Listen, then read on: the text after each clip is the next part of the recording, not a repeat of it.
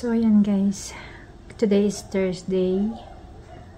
And after ng ilang araw, yan ang nangyari sa Christmas tree ko.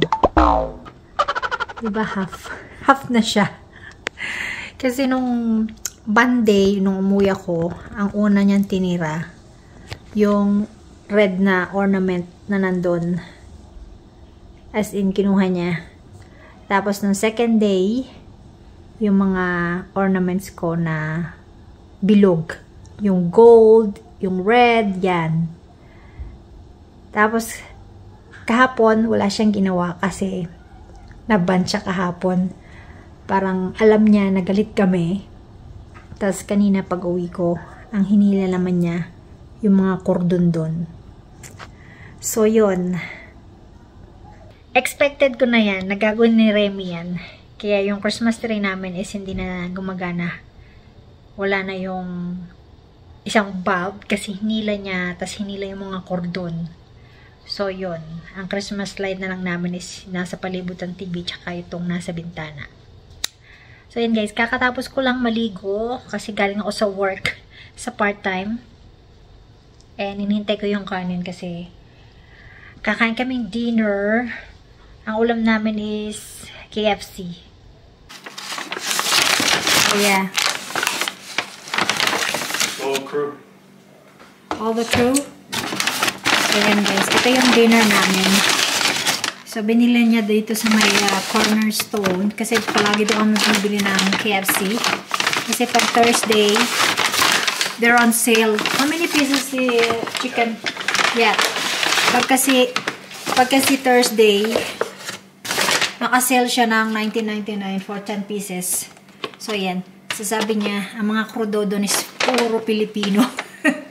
The next day. Good morning! Today is Friday. No? Go down. Get down. Yeah, maaga pa guys. Ang oras is alas 7 pero sa labas madilim pa rin siya. So, maya-maya lang is mag-gym ako guys. And mag-grocery. Kasi matagal na ako hindi nag-gym. I think 2 weeks na. Di ba? Nawala na ako sa routine. Kasi pa-part-time tayo. So, gagawa ko ng breakfast guys. So, meron ditong bagel. Ipapakita ko sa inyo. Napansin ko guys yung bagel natin. Lumiit siya. Tingnan nyo naman kung gaano kaliit. O, diba? Mini size. Parang pambata siya. Diba? Tumaas yung presyo ng mga tinapay. Tapos yung tinapay natin nag-shrink. So, yan. Napanood ko rin yan sa balita. Meron dong isang babae. Nagko-complain siya. Dalawang klase yan. Kasi itong isa is whole wheat. Tingnan nyo ng pagkakaiba. Diba? Nakita nyo? Ganyan na nagagawa na inflation. So, yun nga, meron akong napanood sa balita na yung babae nagko-complain kasi yung parating niyang binibiling cereal, sorry guys, maingay kasi naglalaba ako. Yun nga, nakita ko sa news, meron doon babae na nagko-complain. Palagi niyang binibili yung cereal na yon and yung presyo niya is tumaas, pero daw yung box is lumiit. So, yun guys, yun ang pansinin nyo sa mga covered nyo and yung mga binibili yung product. So, yan, kami magbe-breakfast muna. Hindi na kami mag-gym kasi tinamad na kami. Mag-grocery na lang kami. So, pupunta kami sa Walmart at saka sa seafood. Windy ngayon, guys. Ang oras is 8:30.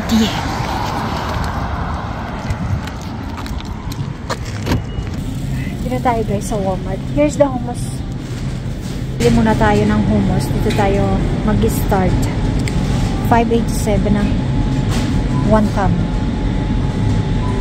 This one is $4.97. $3.97 the home fresh market.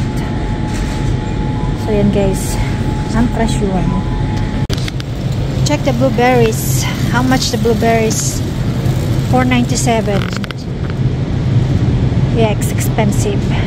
Skip muna tayo guys. 70 grams is more This is a 341. Where's the price for that? Oh, I thought. This is the oranges. $6.97.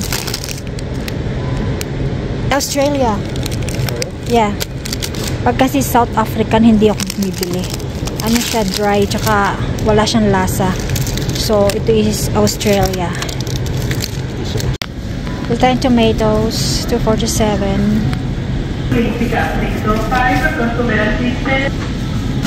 Bili tayong sayote. Sayote for Remy. Onion for $1.47. Kuha tayong dalawa, hindi naman tayo masyadong ma-onion. Kuha tayong sweet potato para kay Remy. Itong kuha na natin. $1.47. Pick your baby carrots. This is good for snack. Healthy tayo ngayon. $3.47. November 25th. What's that one say? Yeah, before it was 2 something, ngayon is 3.47 na. Depends how much you think you're gonna use. Look at this, guys. Sobrang liit. Cilantro, 77 cents. There are no bigger ones there? No, everything is short. Talagang inflation. Hanap tayo ng kape. Yung binibili ko is yung Italian coffee. Oh, there's no more. It's empty. More masa? No, that one, Oro. $6.47. Expensive. Wala yung binibili naming red or blue packaging. Put it on hold till you get the peach. You want peach or raspberry? Yeah, Or peach. pineapple? Peach. Yeah? Yeah. So, ito try namin itong bubbly sparkling water instead of Coke. Pag nagustuhan namin, babawasan na daw yung Coke. Hindi naman ako mahilig sa Coke. Yeah. So, there's no calories, there's no sugar. Kaya, tatry din. Ito tayo ng frozen fries. Naka-sale siya. $2.97. It was $4.97. Ito tayong orange. $7.28. $5.97 na lang. This thing's short too. So yun guys, tapos na tayo sa Walmart. Pupunta tayo sa seafood kasi doon ako bibili ng meat. So yan guys, sama ko kayo. Dito tayo sa seafood. Kukunti na mamalingke. Kasi kukunti yung sasakyan.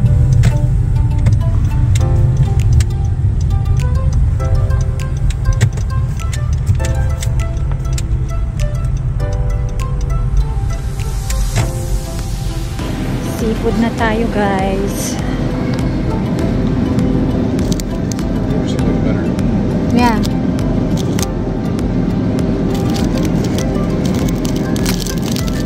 $1.76. Let's pick tocino. Tocino. $4.99. Tayo ng saba. Frozen. $4.99. Dati $3 lang to eh. Tingnan yung price, ginto. $17.99 yung isa, $10.99. Punta tayo dito sa mga noodles. Pili tayong Endome. $4.59. Tayo guys ng pinakurat. Kasi matagal na akong hindi nakapunta dito. There you go. $4.59. Let's buy Mang Tomas. $4.29. $4.29. So, bili na tayo guys ng meat. Dito kami sa meat section. Tagal ko nang hindi pumupunta dito. You want blood? Pork blood? Yeah, some pig snout. You're gonna love it. Pork snout. Yeah. Marami sila dito. Meron silang pork snout, yung ilong ng baboy, tapos liver, blood, if you want dinuguan. Dagal ko na kasi hindi nagko-grocery dito.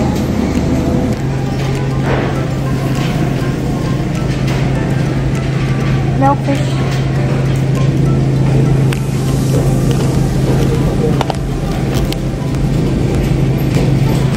Milkfish.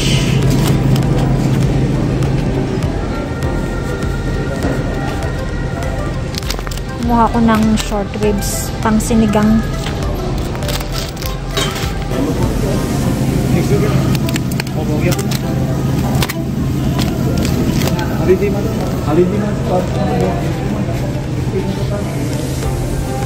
Pampano.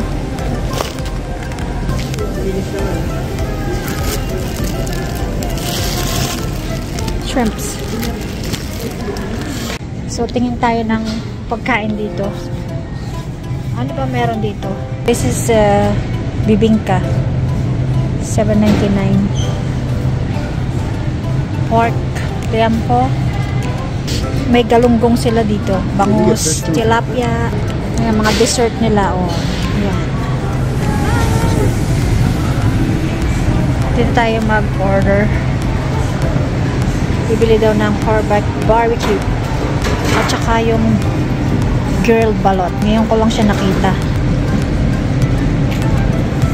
I think they put chili oil on top of the... Oh, yeah? Yeah. So, dito kami ngayon sa food court. Nakita kasi namin itong grilled balot. Tatry namin to. Ito is chili. And then, yung isa is vinegar. So, first time niyang itatry yung balot. So just take it like a shot. Yeah, just sip the soup first.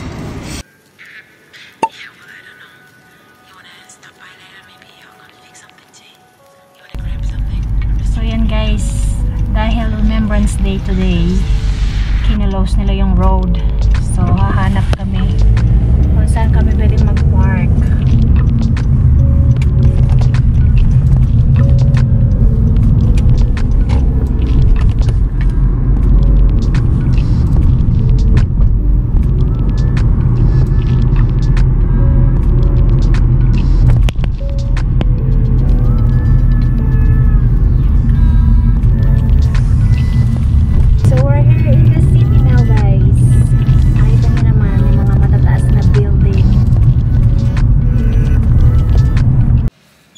So yan guys, nandito tayo sa downtown.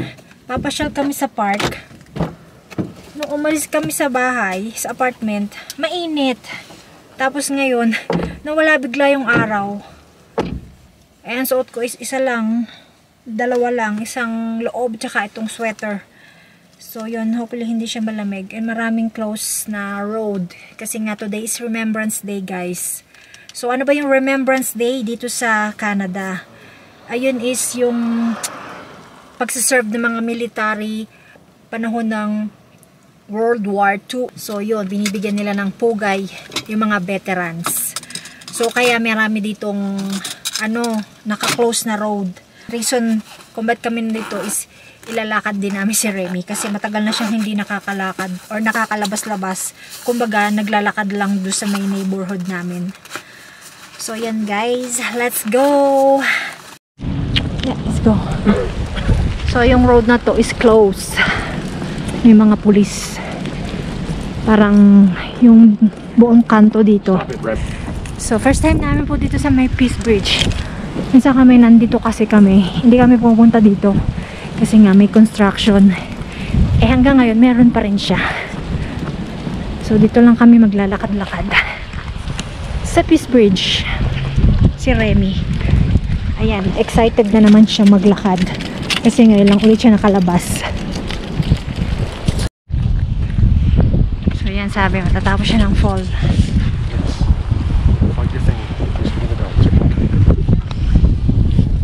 Ayan. Under construction. Ang tagal-tagal na.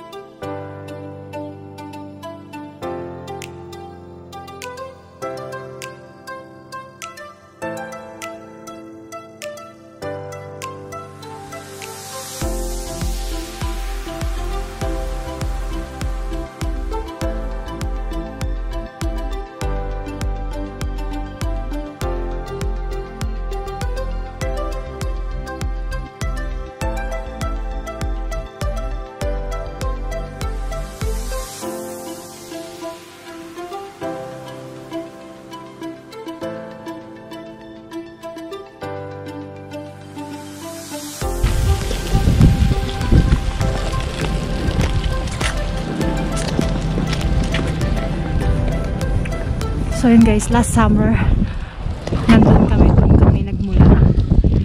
Hindi namin inikot punta doon. Nandun pala yung Peace Bridge.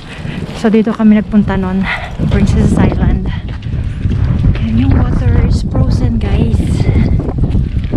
Yung side niya may mga yellow.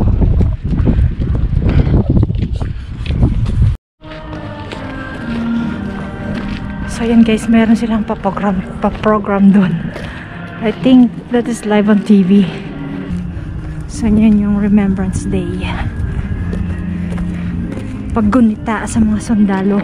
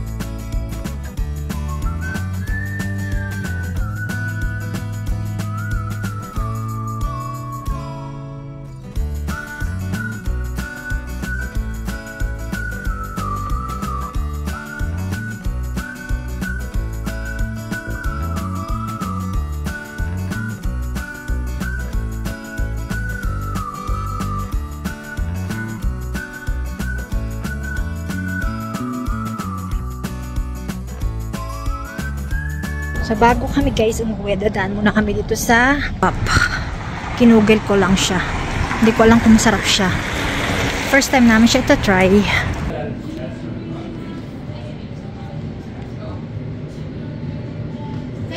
Apa.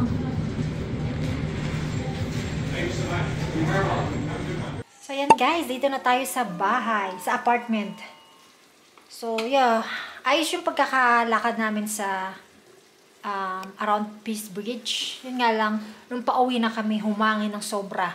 Ewan ko ba, pagdating namin sa downtown, wala siyang araw, pero dito, may araw. So yun, hindi naman siya masyadong malamig. Ano lang talaga siya, windy. So yun, bago kami umuwi, dumaan kami dito sa store na to. And yung may-ari nito is couple. Filipino couple. So, it's a small business. Kaya, supportahan natin. Yan, Filipino sila mag-asawa. So, yeah, gusto kong i-try itong purple yam. I can make food review.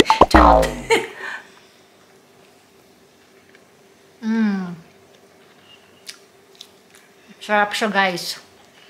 Lasang-lasa yung purple yam. Good job. Kain tayo. Kain tayo, Remy. No, this is not for you. Masarap siya, guys.